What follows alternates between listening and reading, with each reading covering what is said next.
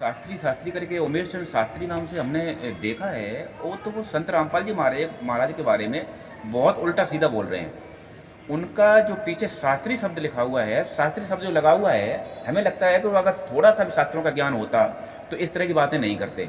समाज को देखते हैं कि दिग्भ्रमित करने वाले स्वयं तो बैठे हैं जेल में, लेकिन जाने कितने लोगों को बेवकूफ बना करके और मार्ग भ्रष्ट पथ भ्रष्ट करने में लगे हैं। तो हमारे जैसे वक्ता बोलेंगे उसे कहते कुब्द कांसड़ी चढ़गी चित पे तू होया मनुष्य से नागरे, सूझे नहीं सजन सुख सागर बिना प्रेम बैरागरे।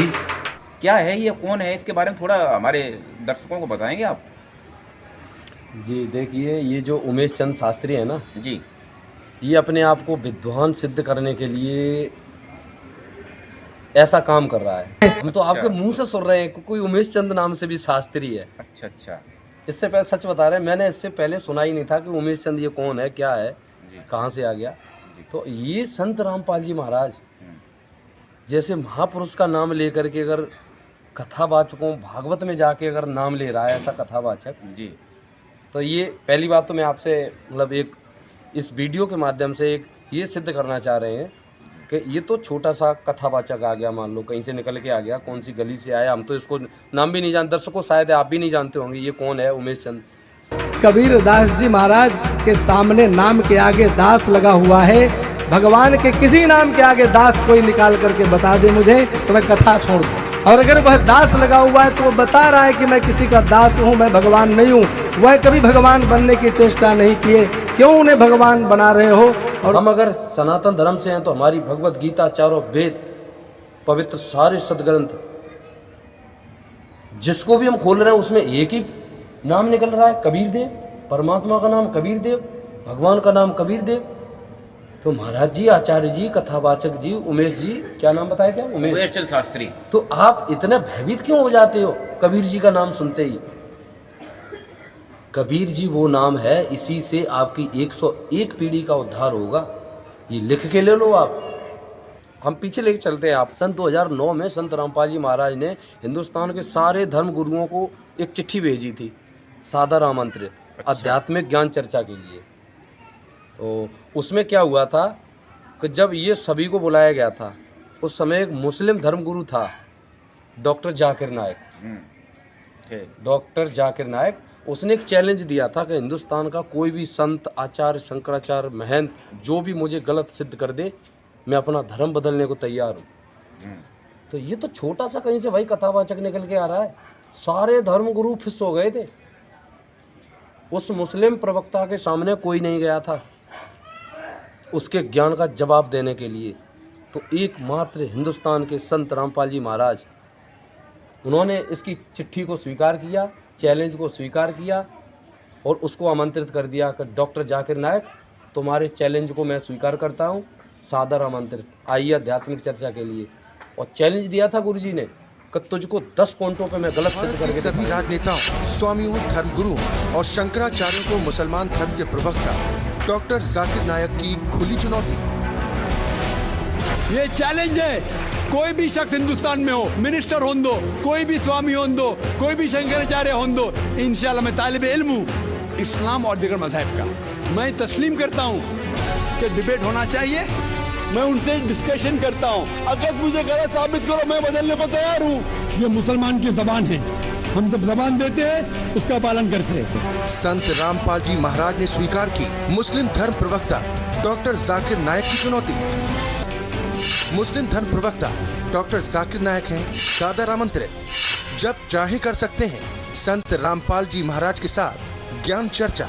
डॉक्टर जाकिर नायक के इस चैलेंज को स्वीकार करता हूँ, लेकिन अपने उस वायदे को याद रखना जिसमें कहा है कि जो मुझे झूठा सिद्ध कर देगा, गलत सिद्ध कर देगा, मैं अपने आप को बदल लूँगा। चैलेंज, आपको 10 पॉइंटों पर झूठा कर दूंगा सिद्ध, और कभी भी आकर के वो आध्यात्मिक ज्ञान चर्चा कर सकते हैं। देखिए, मुसलमान धर्म के प्रवक्ता डॉक्टर जाकिर नायक के साथ जगत गुरु तत्वदर्शी संत रामपाल जी महाराज की आध्यात्मिक ज्ञान चर्चा का सीधा प्रसारण दिनांक 9 मार्च से 14 मार्च 2013 तक शाम 7 बजे से रात्रि 10 बजे तक सिर्फ साधना टीवी पर।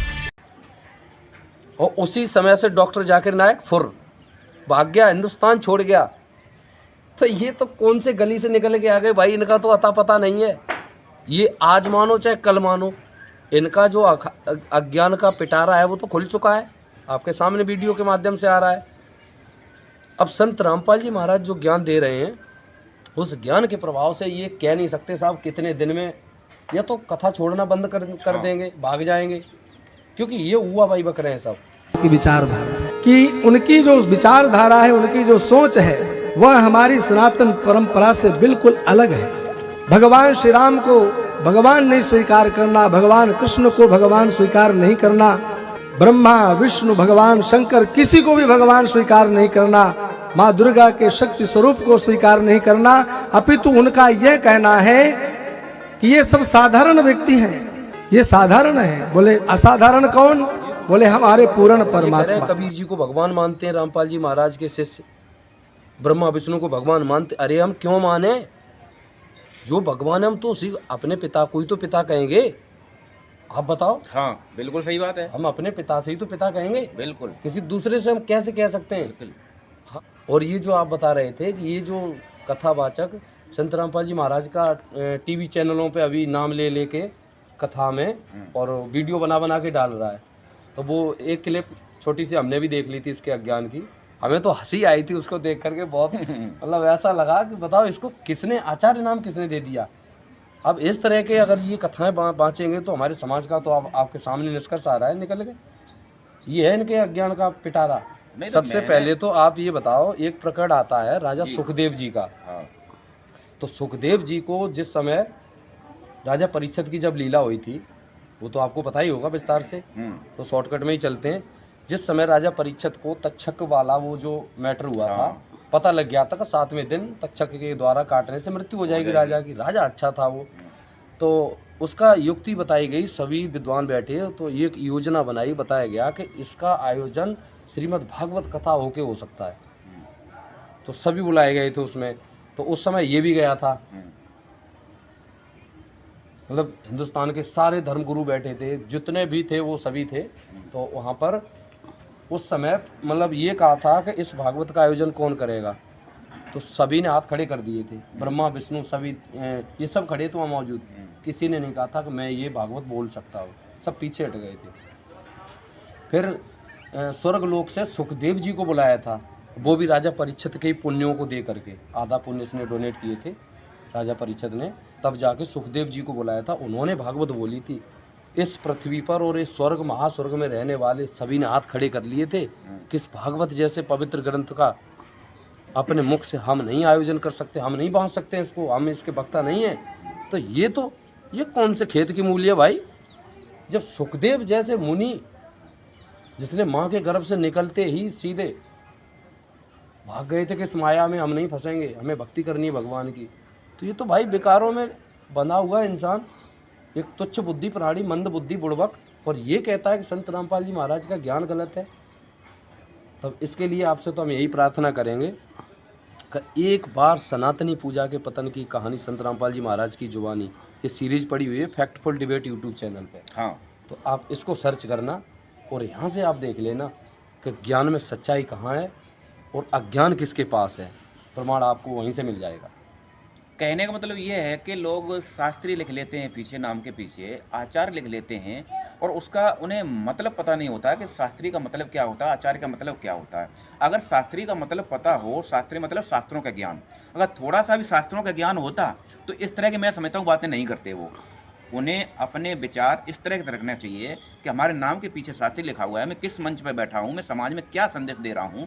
समाज में ये भड़काने वाली बातें कर रहे हैं और संत रामपाल जी महाराज को टारगेट कर रहे हैं, तो इनके बारे में संत रामपाल जी महाराज, बिल्कुल मैं समझता हूँ संत रामपाल जी महाराज से ने नाम दीक्षा ले लेनी चाहिए।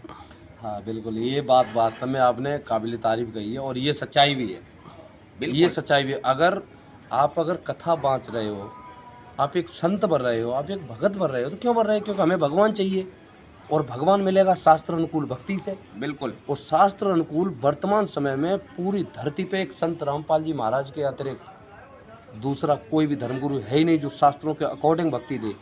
क्योंकि गीता जी को आप पढ़ेंगे तो उसमें भगवान का नाम 3 बार में बताया कि उस परमात्मा का मंत्र 3 बार में मिलेगा, ओम तत्सत। कुरान शरीफ को अगर पढ़ेंगे तो उसमें एन सीन काफ यानी भगवान का नाम 3 बार में नाम दीक्षा मिलेगी। और पवित्र किसी भी धर्म के ग्रंथ में आप देख लो 3 बार में भगवान का मंत्र मिलता है। और ये सारे धर्मगुरु एक नाम देते हैं, बस हो गया कल्याण।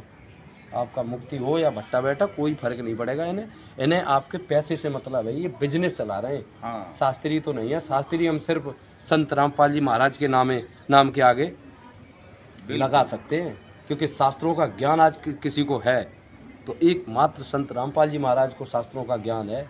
और वो तो खैर महापुरुष हैं, उनकी तो हम बात नहीं कर रहे हैं। उनका कोई भी एक छोटा सा सेवक ले लो आप, क्योंकि शास्त्रीय शब्द आपने कहा है, बिल्कुल। एक छोटा सा संत रामपाल जी महाराज का कोई भगत ले लो जिसने 1-2 साल पहले नाम दीक्षा ली हो, सिर्फ 1-2 साल पहले ही, अगर मर्यादा में रह के वो भक्ति कर रहा है, गुरु जी का अगर प्रतिदिन सत्संग सुन रहा है, तो उसके उंगलियों पे ये सारे वेद पुराण गीता बाइबल सब यहाँ रखे होंगे। उसको ज्ञान चर्चा में आप बैठ के देख लो ना, उसके सामने आपका मुंह बंद कर देगा वो। इसको कहते हैं शास्त्रीय ज्ञान।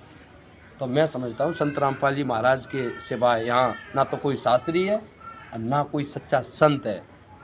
प्रमाण के लिए आपको मैं पहले ही बता चुका हूँ, सनातनी पूजा के पतन की कहानी संत रामपाल जी महाराज की जुबानी यूट्यूब पे पढ़िए, सर्च करना, क्योंकि ऐसे धर्मगुरु नकली ये तो एक आ रहा है निकल के भाई, ऐसे करोड़ों तैयार हो चुके हैं धर्म का विनाश करने के लिए, धर्म का भट्टा बिठाने के लिए, भक्ति से विहीन करने के लिए, हमें नास्तिक बनाने के लिए इन्होंने कोई कसर नहीं छोड़ी है। हाँ। तो उसी में से एक ये उमेश आचार्य, ये कोई बहुत बड़ा कथावाचक तो नहीं है, लेकिन हाँ भगत समाज को विचलित करने का काम इसने जो भी करना था पूरा कर चुका है।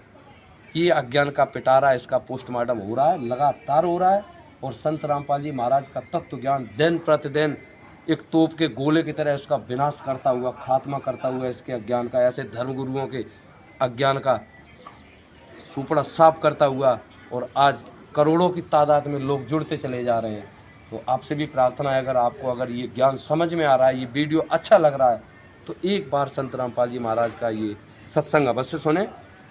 सनातनी पूजा के पतन की कहानी संत रामपाल जी महाराज की जुबानी फैक्टफुल डिबेट पे पड़ा हुआ है, उसको देख करके अगर ये ज्ञान फिर आपको सही लगे तो आप कहना कि हाँ ये गलत था, ये कथावाचक जो संत रामपाल जी महाराज जैसे महान संत का नाम लेकर के और महिमा बनाने के चक्कर में था।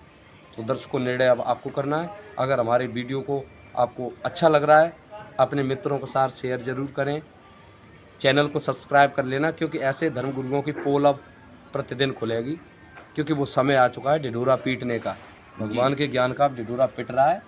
तो चैनल सब्सक्राइब कर लेना। धन्यवाद।